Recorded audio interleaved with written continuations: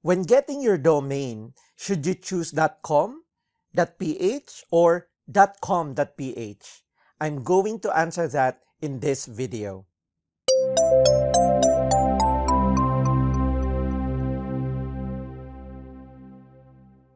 Hi, my name is Jerry Ilaw and this is Jerry's Notes. When you start your business, one of the most important digital assets that you will have is your website. And at the core of that website is your domain name. Parang physical address in the digital world. Sinasabi nila, location is key. And in the same way, your domain name is very important when it comes to your website.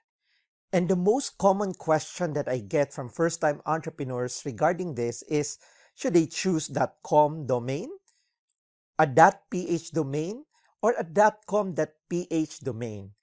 And in this video, I would like to answer that. So let's get started.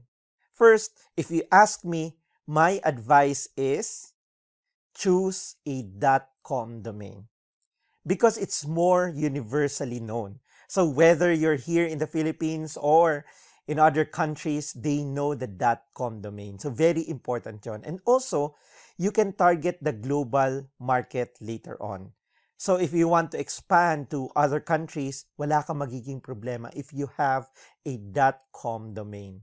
And also, an SEO expert said that it's better for SEO. Kasi yung mga top-level domains or TLDs are prioritized by Google. So, better to get a .com. And also, it's cheaper versus a .ph or a .com.ph domain. For example, you can get a .com domain for about $10.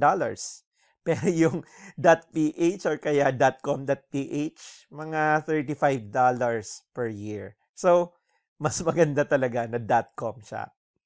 Now, ano yung downside ng .com?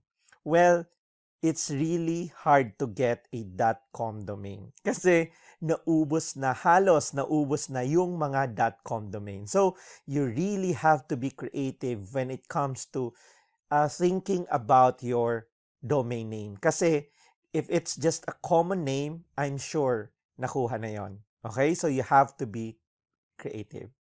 So, yan yung first priority for me. You should choose a .com domain.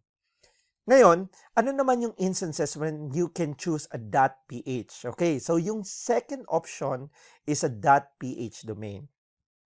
That is, you should get it if you really cannot get a .com. Kung nagtumbling ka na, di ba? Wala ka pang nakukuhang .com, then sige, you might opt for a .ph domain. And also, if you want to target Philippines only, di ba? As I've said earlier, yung .com is more universal. So if you really want to tap the global market, yon, necessity yon na .com siya. Pero if you're just targeting for Philippines, then sige, pwede ng .ph. And it's also shorter and less confusing versus the .com.ph domain. So you can get it as a second option. And ang downside niya, sabi ko nga kanina, it's more expensive than .com. Okay? So first is .com. Now yung second option is .ph. Ngayon, kung wala pa rin, then yung third option is .com.ph. So if you cannot really get a .com and .ph domain, that's the only time, okay? That's the only time that you should get a .com.ph. And also, targeting Philippines only. And downside niya, it's that it's longer and more confusing versus .com and .ph domain. Imagine if your domain name is .com.ph, mahaba siya, okay? Versus just a .com or a .ph domain. And also, more people, when they see .com.ph, ang nagre-register lang sa isip nila is .com. So when they look at your website, they will type .com, omitting the .ph. Kaya very confusing siya. Okay?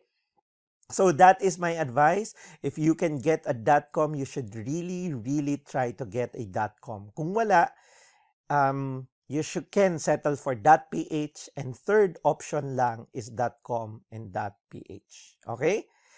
And never get a .net or .org domain names. Okay? Hindi sila masyadong popular and very confusing unless na lang non-profit organization ka. Okay?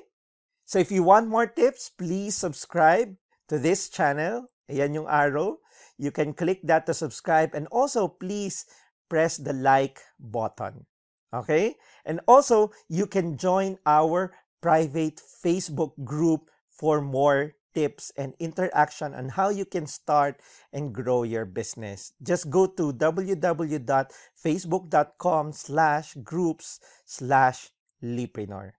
Thank you very much for watching, and this is Jerry Ila once again for Jerry's Notes. See you in the next videos.